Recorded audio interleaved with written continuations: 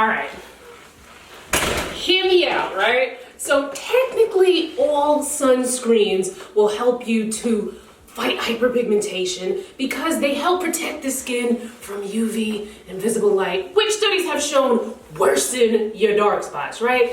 But see, if you've been on this channel, hanging with the G for a while, you already know the importance of sunscreen, but sometimes I gotta use certain, verbiage to rope in some of the kinfolk who don't know that we need to wear sunscreen. Now, there is a reason why there are so many sunscreens out there, right? We all have different skin types, different lifestyles, different budgets, etc., etc. And then some of us live in areas where, one season it's cold, one season it's hot, so you gotta switch things up sometimes. So today, I'm going to be reviewing some sunscreens that, yes, help fight hyperpigmentation, but I also find are good for the cold, dirty, stinking winter, so keep watching.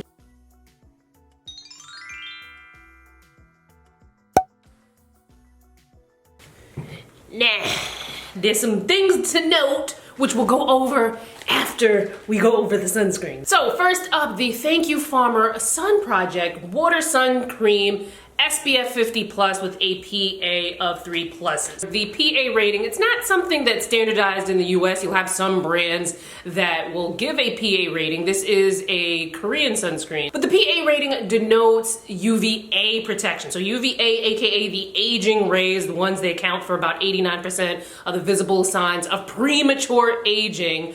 Those are also the ones that worsen hyperpigmentation. So the PA rating denotes UVA coverage. It's a system of stars, 4 being the highest amount of stars, meaning high UVA protection. This one has 3 pluses. So this would actually be considered a hybrid sunscreen because it does have some chemical as well as some mineral filters in here. So filters are what they put into a sunscreen to help protect you from the sun. So I'm gonna put the filters on the screen here. Now, if you want to learn more about the filters, I will link you a website where it explains what some of these filters are so they don't seem as scary, because when you don't know, you can't pronounce something, you're like, I ain't using it, I can't pronounce it, and it's not really that deep. So check out the description box if you want some more information. Now, when you hear the word chemical, sometimes people are like, that sounds like a lot, I don't want chemicals, but let me remind you that everything is a chemical, including the air we breathe and the water we drink.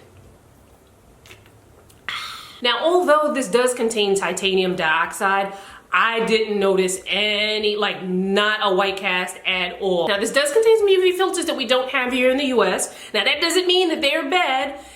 It means that the US, the FDA, kind of on a slow bop with approving, some of the newer UV filters, which is a shame because there may be some of you who feel like you're allergic to sunscreens, and usually when that happens, it's maybe you're allergic to either one of the filters used or one of the ingredients or maybe a combination of the two. So people in that category tend to stick to mineral sunscreens, which can look a little ashy. The US ones can look a little ashy on the skin because they use zinc oxide and or titanium dioxide, which are white pigments to help protect you from the sun, and on darker skin, that can look a little ashy. However, people in that category sometimes feel that they're okay with sunscreens that have these newer filters in them. But of course, as smart skincare people, when you have never tried something before, you don't just slap it on your face and hope for the best. No. You do a patch test, you apply a little bit on maybe the back of your ear and your neck, on your wrist. You see how that reacts over a couple of days, and if you're fine, you might be good to put it on your face. But you take things slow when you've never tried something before, especially when you have very sensitive skin. Now, that said, I quite enjoyed this sunscreen. It's really creamy, it's moisturizing enough on its own that I don't need to put a moisturizer on underneath. I have oily skin, however, it is winter, and smack dead in the middle of winter where there are days when it's below freezing, and I've been able to use this on its own without a moisturizer and my skin didn't feel all dried out. Now, if you feel like there are days when you need a little bit more, you can put a moisturizer on underneath, give it some time to dry down, and then put this sunscreen on.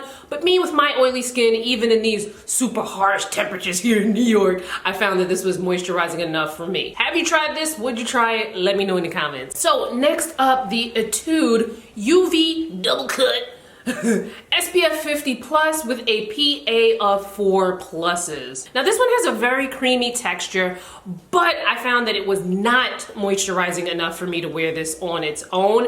If I was going to wear something like this, now again, I have oily skin and it is winter in New York City. Winter, a lot of days here it's below freezing and quite cold.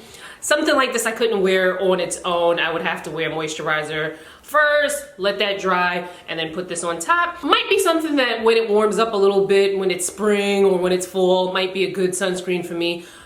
I can see this being probably maybe a little bit too heavy in the summertime if I'm gonna wear makeup. If I'm not wearing makeup, then you know, it wouldn't matter that much to me. But would you try this? Have you tried this? Let me know in the comments. So next up we have the FRUDIA.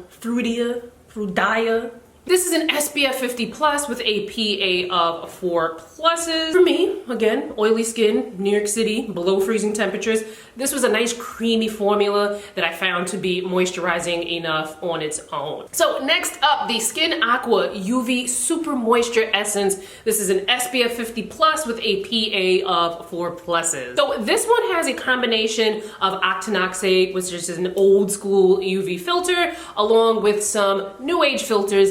And there is titanium dioxide in here, which again, that white pigment. But I've been using this a lot and I didn't notice any white cast whatsoever when I used this. I quite enjoyed this one as well. Again, creamy formula, moisturizing enough on its own for my oily skin in these, you know, below freezing New York City winter streets. Have you tried this? Would you try it? Let me know in the comments. Now, my hooked on phonics might not come through for me, but I believe this is pronounced EUNYUL. This is the EUNYUL Cloud Mint Drop Sun Fluid. This is an SPF 50 plus with a PA of 4 pluses. Now, this uses new age UV filters, which I will list here on the screen. And if you want to learn more about them, again, the link will be in the description box. Now, what's crazy about this, the texture on this is really light and runny, which I was like, oh, I don't know if this is gonna work out for me. You know, it's kind of cold out here, you know, I need a little more. But it's actually extremely moisturizing on its own. I didn't need to put anything layered on underneath.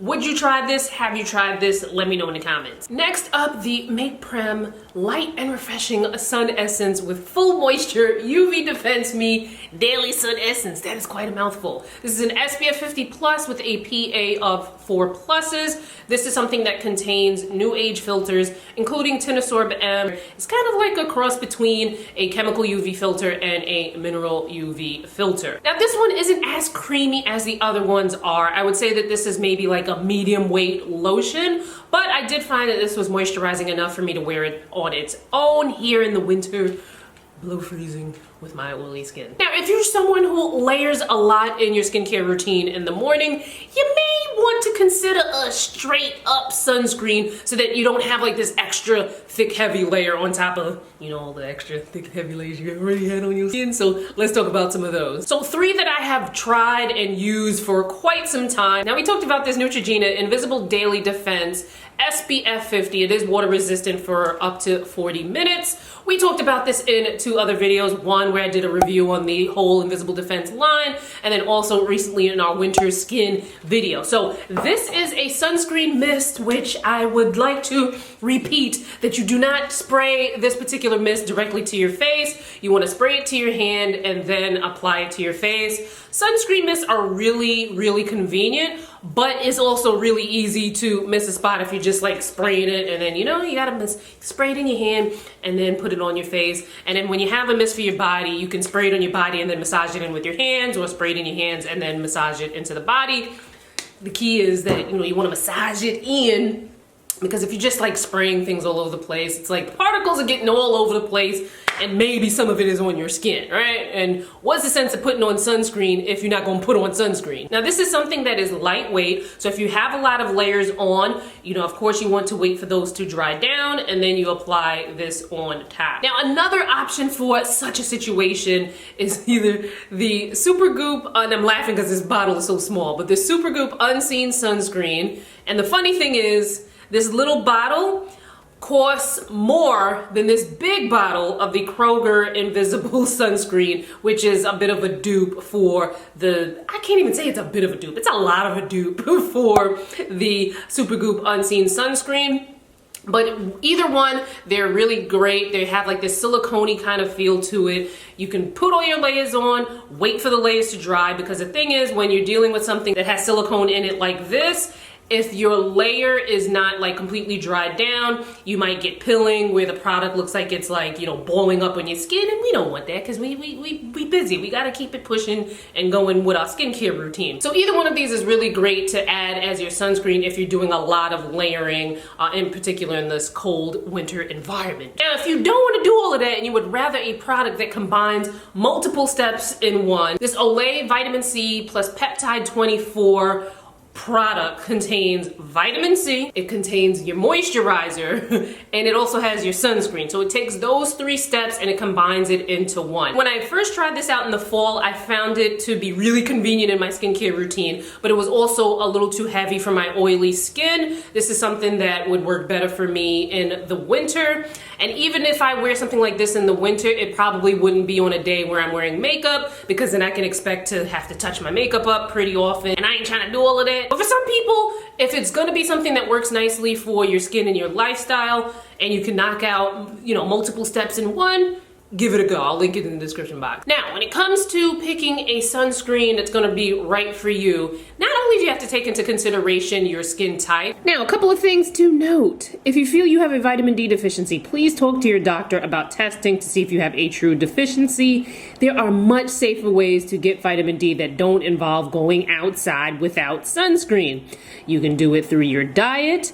You can do it through supplements if you need them.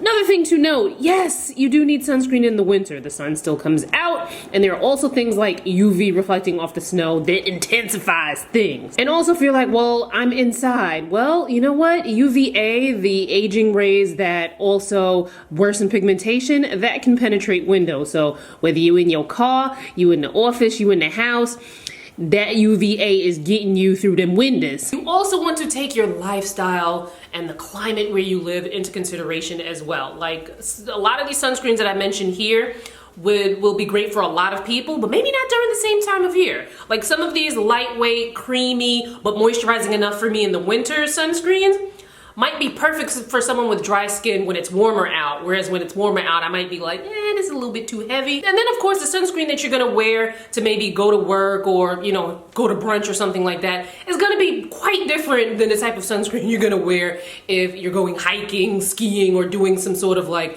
heavy activity outside. That sunscreen is probably gonna be a lot different. So the point is, there are a lot of sunscreens out there, and if you're looking for sunscreen reviews on both mineral and chemical sunscreens on darker skin, you are in the right place, because I have a playlist for both, so make sure you check it out. So just wanted to interject really quickly here because I need you guys' feedback, which will help me to help you in future videos. Now, when it comes to topics like this, especially something like sunscreen, do you prefer that I talk about UV filters, certain ingredients in it? Now, I'm not going through the whole inky list because it's not necessary, but would you prefer some of that like robust technical information, or are you looking for just like basic, look, how does it work on the skin? What does it look like?